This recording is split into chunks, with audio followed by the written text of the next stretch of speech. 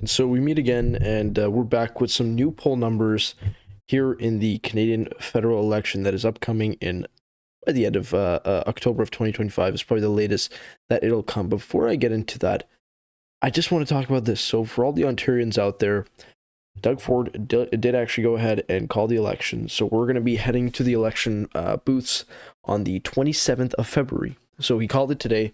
He went to the lieutenant governor and asked if the lieutenant governor could dissolve parliament and then essentially create a 29-day campaign, which is the first winter provincial vote since 1981. And so it's going to be interesting. It's going to be very interesting to see what's going to happen, because if we take a look right here, I have the 338 Canada Ontario polls, and look what's going on. So last time I covered this, Doug Ford was in a very, very comfortable position. And I'm talking like 100 seats plus. He's at 42% right now, or I should say the PCs are. The Liberals have gone up to 26, so they've gone up. The NDP has gone up as well. And then if you take a look right here, though, where it actually matters in the legislature, he has actually gone down. The PCs have gone down for their projected seat count, so they're now down to 88. They were at about, I think, 95 or 96 last time, but some people were saying over 100.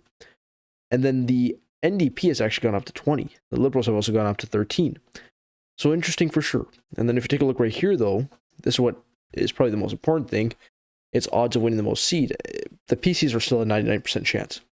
Now, in my view, I don't think there's any chance that the Liberals or NDP form government. However, I do think that this number, this 88, could definitely be lower. And it is a sign that he has definitely lost some traction. Now, I do want to note that this is based on a poll done yesterday. So this is updated yesterday on the 27th. This is before he called the election. So again, when an election is called, things get quite different. So we'll have to see what happens. But if you take a look right here, last week, literally last week, Doug Ford was polling at 44%. He's now 42%. So he's gone down by 2%. The Liberal Party has gone up by 1%. And then the NDP has gone up by 1% as well. But if we look right here, the odds of winning the most seats, or sorry, the seat counts that we had, yeah, actually, my bad. The PCs were actually 99. 99 seats they were projected to win last week. And then they just dropped by 11, which is a pretty big deal because the NDP was at only 13 and the Liberals were only at 9. They went up by 4, the Liberals, and then the NDP went up by 7. So all of those seats having been taken from the PCs. So those were all taken from the PCs, which, look, I think Ontario is a very interesting province in the sense that the PCs are much different in Ontario than they are, obviously, compared to the Conservatives. Makes sense because they are progressive Conservatives versus Conservatives. So they're very interesting in the sense that they're able to win a lot more of the seat count than typical Conservatives are at the federal level. So we'll have to see how that translates for Doug Ford. I think Doug Ford is an interesting person. He's been sort of that guy who's spearheaded the Team Canada movement, so to say. And he's at least tried. I mean, say whatever you want about him.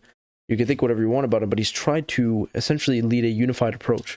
Now, I'm not saying I'm a huge fan of Doug Ford. I mean, he's had his fair share of scandals, the Green Belt. He's had some other things as well where he's basically just been, frankly, incompetent or just flat out corrupt. And I don't think that's a good thing. However, when comparing him to Murray Stiles and Bonnie Crombie, I think most Ontario voters would be more inclined to vote for Doug Ford over those two options. Now again, PC majority, 99% chance. Okay, now I want to go to something else. So this is a real Albanian Pat, really great guy, honestly. He does a lot of stuff. He's a big Jean Charest guy, so interesting that he does these things. And he's pretty supportive of the Conservative Party, even though he's a Charest fan who, if you guys know, he didn't have a great run in the Conservative Party election for their leadership against Pierre Poilievre. But let's take a look right here. So the latest Angus Reid poll modeled out.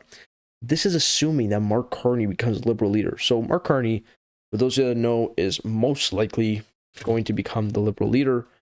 He's we could take a look at the betting markets in a second, but he's basically the front runner. It's either him or Chrystia Freeland, and to be honest with you, I don't think it'll be Chrystia Freeland because she does not have as much caucus support, A. She doesn't have as much broad support, B. And C, she is part of the Trudeau government, or she was, I should say. And so her legacy and her reputation is going to be tainted, and voters, especially in the Liberal Party, are not going to be huge fans of that for the most part, I don't think. But if you take a look right here, so this is a 208 projection for the Conservatives. Now, still, I want to mention that anything above 200 would be a pretty damn big amount of seats. But anything below 200 would be a cause for concern if I am a conservative pollster. Now, I do want to note, I mean, the Liberals were at 40s. They were at the 40s, they were at the 30s for seat counts. And if you take a look right here at the map, let's take a look. The GTA, a lot of it, so a lot of these ridings actually ended up flipping blue, at least during the time of Justin Trudeau. So when you see this, it's a pretty interesting tale. It tells you an interesting story for sure. When you see all these reds in the GTA, at least Winnipeg as well, there's a lot of blue there. Ottawa is always red for the most part, and then the Maritimes as well also was very, very blue, very blue.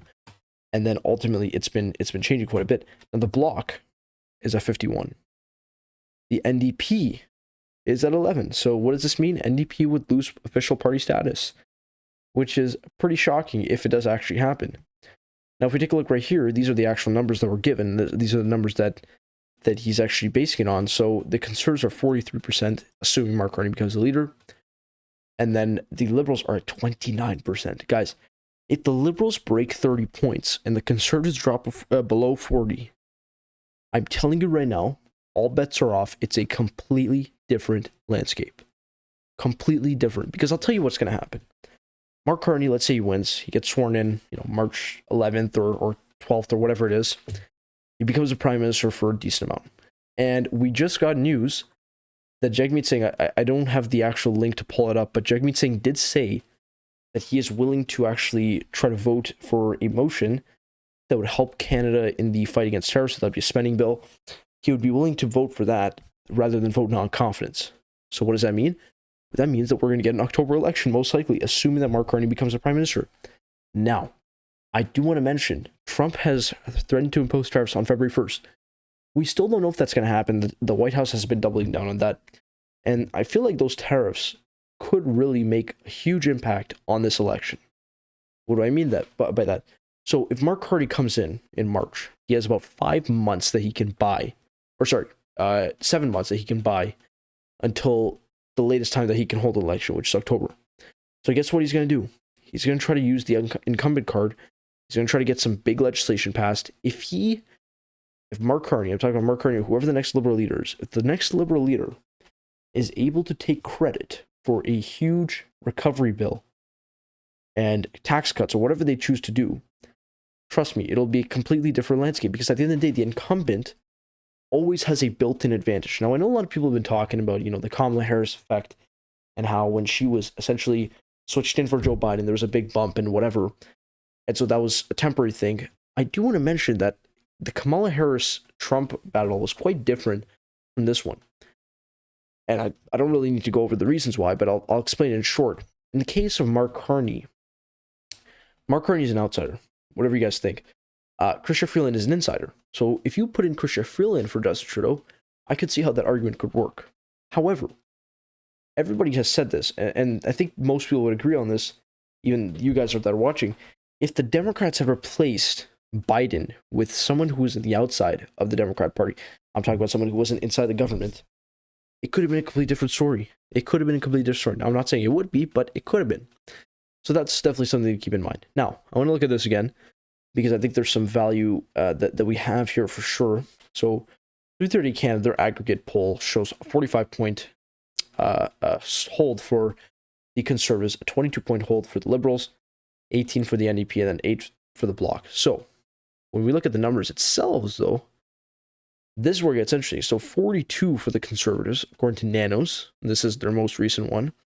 This is on the 24th. And when we have the Liberals at 25.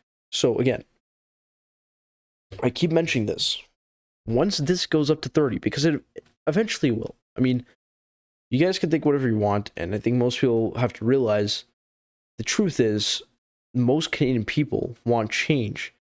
And the change that they really wanted, especially for the Liberals, or for people that were typically Liberal voters that are now switching to Conservatives, the change that they wanted was at the top of the ticket. So if Justin Trudeau's out, and, let's say Freeland or Carney, whoever is in, this number is going to skyrocket. And as we see right here, I mean, this 29 points, this is initial thoughts. This is conducted about a week ago, I believe, this poll. So just imagine if Mark Carney ends up becoming the front runner, like officially, then this number could very well go to like 32, and then the conservatives could very well go down to 40. And that's an 8-point gap right there, which would have been, a 20-point gap before if Trudeau stayed in. But anyways, I want to look at this one, this Nanos one. So if we take a look right here, the 17 points, you got to realize Nanos, their last poll before this one, we take a look right here, it was 24 points. Okay, so in a span of a week, the conservatives lost 7 points of their 24-point lead. That, if I'm a conservative, that raises serious concerns for me. And I'll tell you why. The thing with Pierre Poilievre, and his biggest weakness at this point, is going to be the lack of exposure. What do I mean by that?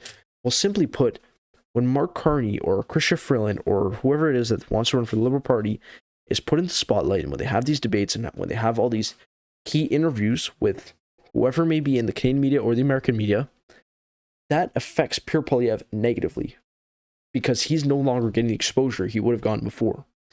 So when Pierre Poilievre is not consistently getting exposure, that's going to hurt him negatively in the polls. And that's what we're seeing right here. Now, I do want to go right here and show you guys this. And this is, again, the Angus Reid poll that suggests that federal Liberals would be stronger with Mark Carney at the helm. Poilievre still favored to win the election. So, for those that are worried that Poilievre is going to lose, keep in mind, he's still favored. So, what I would do now, if I'm a conservative, is consolidate my power. If I'm a Liberal, what I would do is try to reach out to the people that you lost. So, those are the people such as those in the GTA, those are the people in the Maritimes, those are the people, to a lesser extent, Quebec, I would say, and then definitely people in BC as well. Now, I do want to look at this really quickly. Poly market, we got to end off with this. So when this started, this was on December 30th. So this is amidst all the Trudeau turmoil and all that stuff. And so Pierre Poilievre was at a 93% chance of becoming the prime minister after the election. And what do I mean by after the election? Well, after October 20th, because that's the latest that the election can be held. So if we take a look right here, he's at 93%. Look where he is now. He's at 83%. Carney was at 12%, and now he's at 16%. But what I will say is that Pierre Poilievre still has a 70% higher chance of becoming the prime minister than Mark Carney does. So keep that in mind for anybody that is sort of panicking or thinking about panicking. He still has a very large gap. And I would say if you're a conservative, there's nothing much to worry about except for the fact that you might have to watch your rear because you never know what's going to happen. If I'm a Liberal, what I would say to you guys is just pick your leader as soon as possible, get him out there as much as possible, get as much exposure, and then you'll see what happens beyond that point. Let me know what you guys think down in the comments below. I think, I try to be nuanced in my approach, and I try not to pick sides, but I really want to address the different perspectives that are present in the Canadian electorate, and I don't want to only focus on one perspective, because at the end of the day, my audience and myself, we only make up a small portion of the electorate. Most of the people are not us. So by focusing on most of the electorate, I think it helps out to balance out our approach and make it a bit more obvious that not all voters are like us. So let me know what you guys think down in the comments below about that perspective, and I will see y'all in the next one.